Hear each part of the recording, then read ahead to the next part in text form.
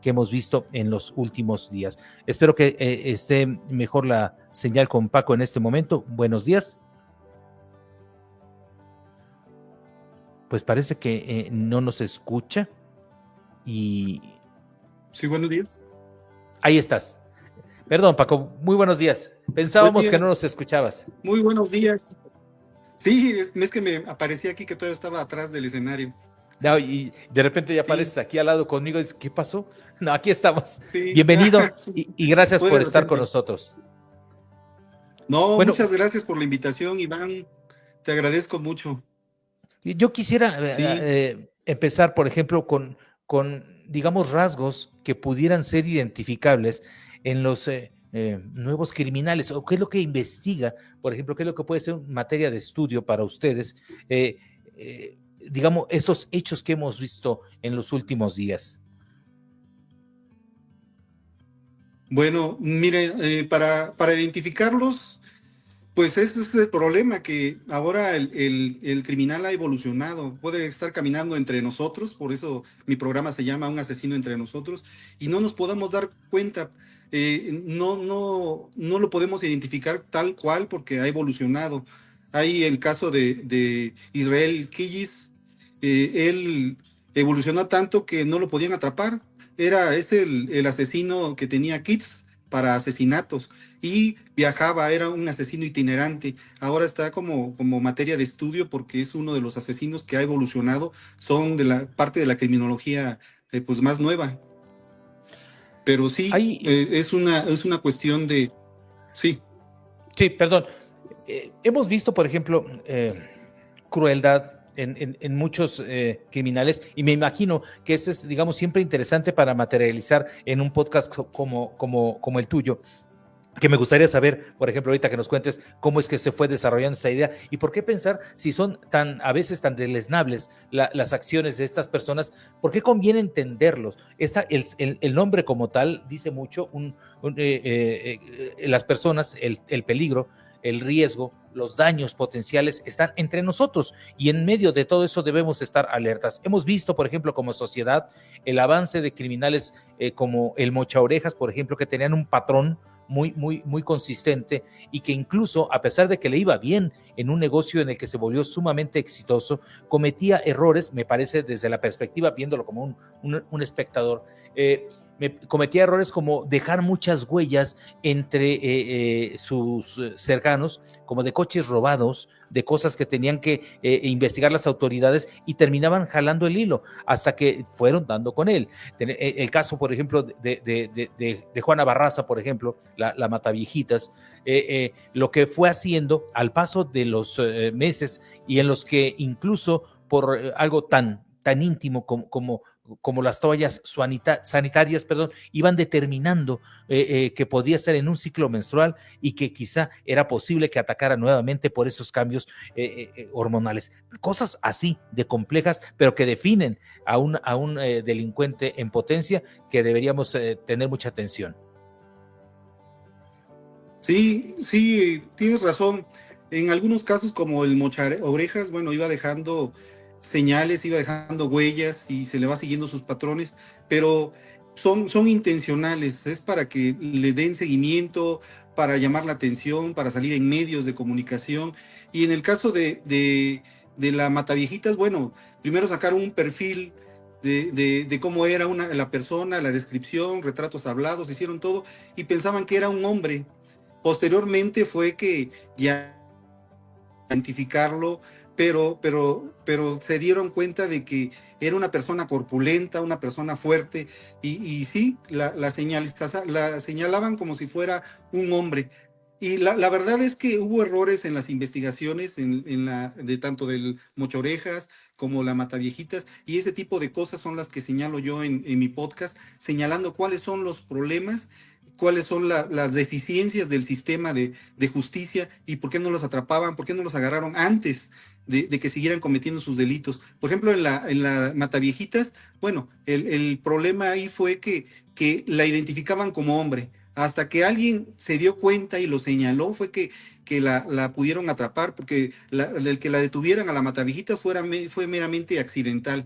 no fueron los patrones lo que la llevaron a detenerlo, fue accidental. Tenían la imagen de un hombre como tal, Y se les había ido, digo, ya cuando en el ves caso la de la historia mujer. pasar, se les había ido, por ejemplo, hasta en una entrevista, en una de las funciones de lucha libre, pero ¿quién iba a imaginarse que entre los asistentes estaba el asesino o la asesina en este caso? Y esto, desde la perspectiva, Paco, de la abogacía, digamos, donde ves todas esas inconsistencias, también es que a veces ponerse a pensar cómo es que le entramos a un tema como este es muy complicado, pero por ejemplo, leyendo desde dónde se origina esto, ya sea la propia investigación o el trabajo jurídico que realizas, te van dando pistas para decir, esto tiene que decirse, esto tenemos que revelarlo, y bueno, ha sido difícil, me imagino, ir entendiendo a esta sociedad que evoluciona, entre comillas, o que a veces por sus propias acciones parece que vamos para atrás.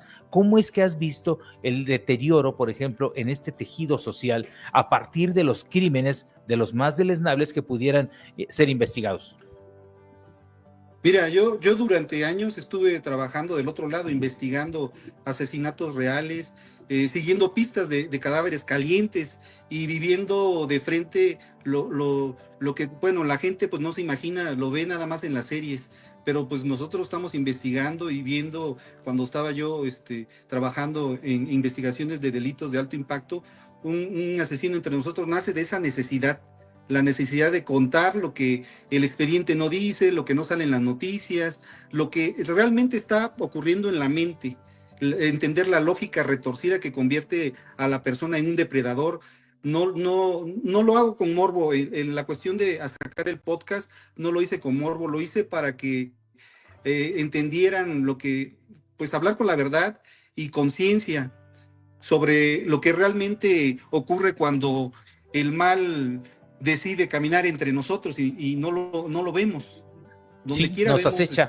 delitos, donde quiera vemos homicidios y no lo percibimos, pero ocurren. Ahora, me llama mucho la atención, por ejemplo, antes eh, el estereotipo, ¿no? Hasta la romantización del delincuente que se escondía por la noche detrás de un árbol, detrás de un poste, entre las sombras, en la oscuridad, para perpetrar los crímenes, está completamente superada. El criminal está conviviendo contigo, incluso como una inteligencia artificial, entendiendo lo que haces y entendiendo cómo te mueves para que en el momento que él considere oportuno, teniendo toda esa información, pueda atacar. Y estoy hablando desde un simple ladrón de carteras hasta alguien que se roba los teléfonos, por ejemplo, en el microbús, pero sobre todo también me preocupa mucho, por ejemplo, este caso, que aunque lo iba a tratar de forma separada, no quiero, digamos, perder la oportunidad de preguntarte, Paco, porque finalmente tendrá que ser motivo de uno de los episodios por venir, el asunto que ocurrió con doña Carlota, que le han hecho aparte toda una historia, la mujer de 74 años de edad, quien en un principio, la primera imagen con las primeras informaciones que se dieron, referían casi a una heroína y provocó una ola digamos, comentarios positivos, entre comillas, a pesar de que en medio hay dos personas muertas, pero también hay comentarios que han venido cambiando a partir de la información que ha surgido y también hablan de otra personalidad. Imagínate, si fuera el caso, porque digamos no tenemos acceso a la información de la investigación por obvias razones, pero si fuera el caso que se trate de una mujer que habría sido, digamos, despojada de su vivienda y en un acto de defensa extrema, inaceptable también, pues tomó una pistola y fue y enfrentó a estos invasores, te pones a pensar qué debe haber en la cabeza de la persona para que se transforme de una abuelita que sigue siendo ese estereotipo a una potencial asesina, que finalmente ella fue una de las que disparó. Pero también combinar la personalidad de una persona con esa edad, con tanta experiencia, con un joven e involucrarlo en el mismo acto criminal. De verdad que son cosas muy importantes para estudiar, al menos incluso desde la perspectiva periodística, para mí son muy interesantes para investigar. Sí, mira, a mí me parece muy interesante tu pregunta, pero hay una cuestión que es la supervivencia. Ahí se llama la legítima defensa. Tú vas a responder a una agresión, pero la respuesta tiene que ser equivalente a la que estamos recibiendo. Y es como un medio de defensa. Tu mente actúa, piensa y reacciona, pero para cuidar y proteger tanto tu vida como la de los demás. No se justifica si es una violencia pues no equilibrada, ¿no? La atacan con una navaja y saca un arma, bueno, no es equilibrada. Si es un arma y un arma, bueno, ahí se va equilibrando, pero la respuesta es inmediata, piensa la mente, pero en defensa, de inmediato. Eso es lo Sí, que ocurre con la mente.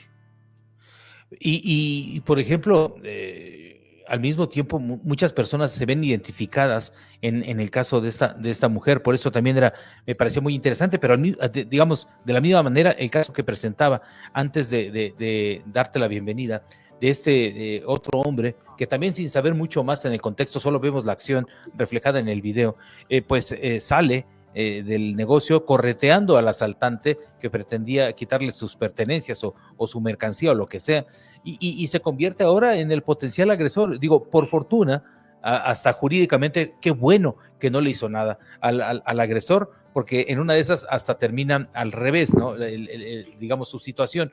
Pero la gente ya no está pensando tan lejano en mancharse las manos de sangre por defender su derecho, o quizá siempre ha existido, o quizá nos estamos dando cuenta apenas de esta tendencia, Paco.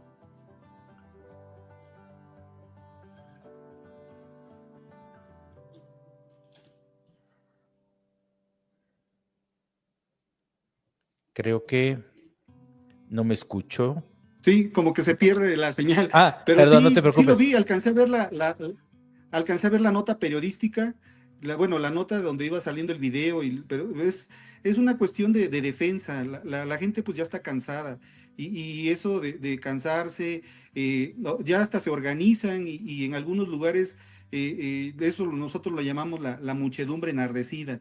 Si llegan a un lugar donde ya están cansados de que pasan delitos y homicidios y las autoridades no hacen nada, pues ya la gente reacciona juntándose, y se vuelve una muchedumbre enardecida, y pueden hasta linchar y hacerle cosas a estas personas. Por eso hay que reaccionar de inmediato con las autoridades, para que ellos sean los que establezcan el equilibrio, y no dejar que las personas linchen y hagan justicia por su propia mano.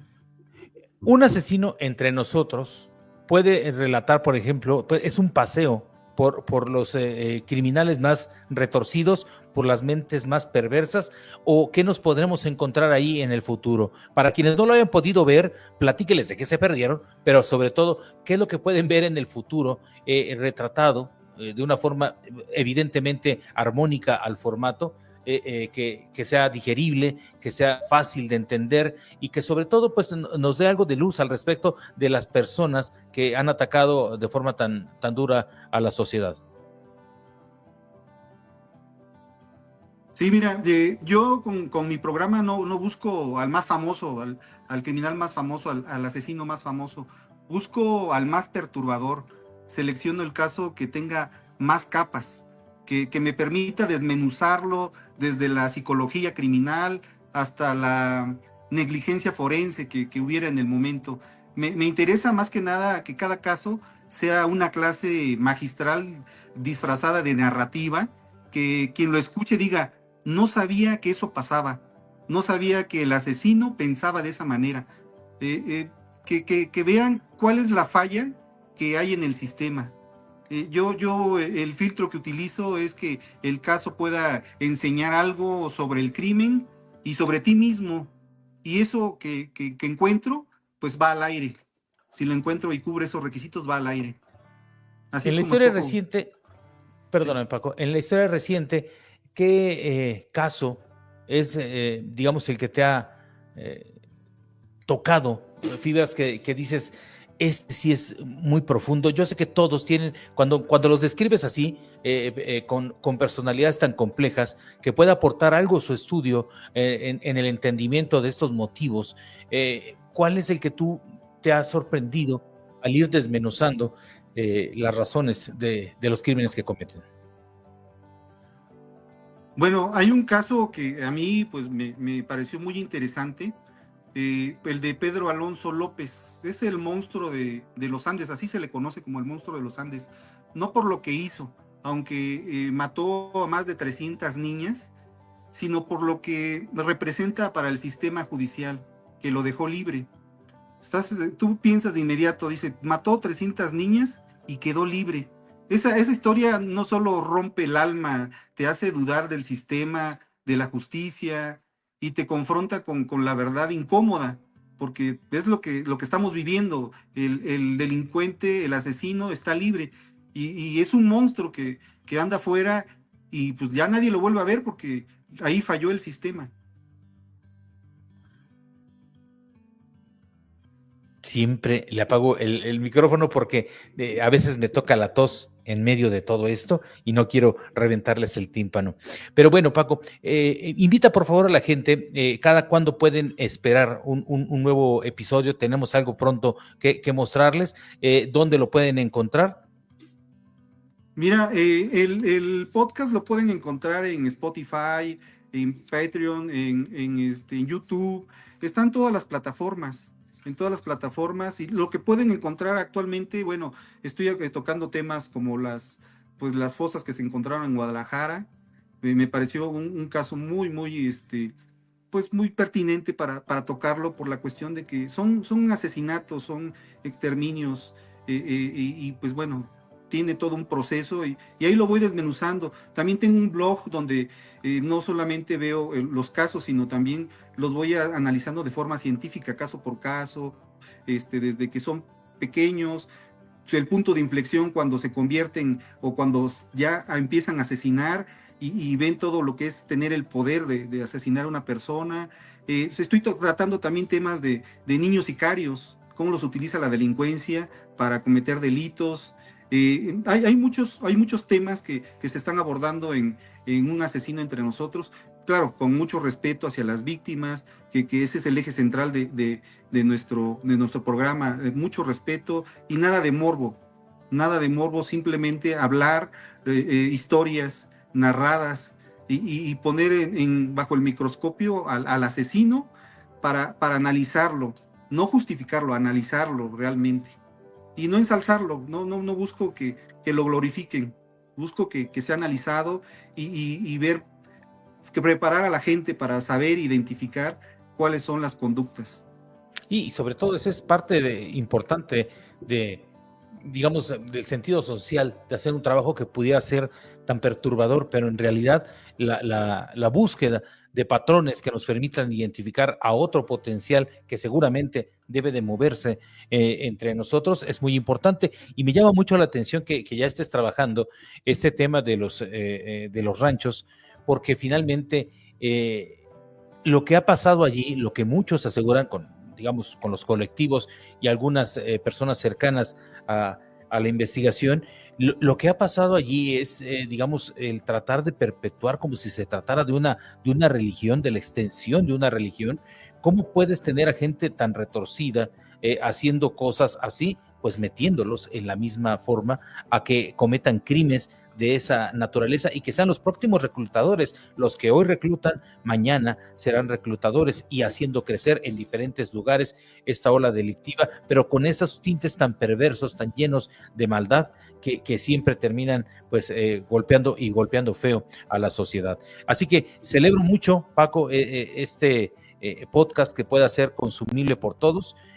Ya estaré viendo esta parte, estaré consumiendo, perdón, despacho que tiene que ver con los hallazgos allá en Teuchitlán. Me interesa mucho. Así que nuevamente gracias, Paco. No, te agradezco mucho la invitación y sí me gustaría platicar sobre ese tema de los ranchos. Y bueno, aprovechando, pues bueno, sí me gustaría agradecer pues a mi criminóloga favorita y editora del programa, a mi compañera de vida, agradecerle también porque es la que está atrás también del programa y agradecer también pues a todos los seguidores que han respondido muy bien al programa y ya un buen amigo, al doctor Luis Alberto Aguilar Alavés, que es amigo y mentor y en esta empresa. Les agradezco mucho el apoyo. Al contrario, y bienvenido, claro, en unos días más nos organizamos y me gustaría mucho tenerte por acá para platicar de ese tema de Jalisco. Así que Claro que sí. muchas gracias, Paco. Muy buen día. Hasta luego. Buen día. Gracias. Es Paco Rivero, lo conocemos como obviamente su historia de abogado, criminólogo.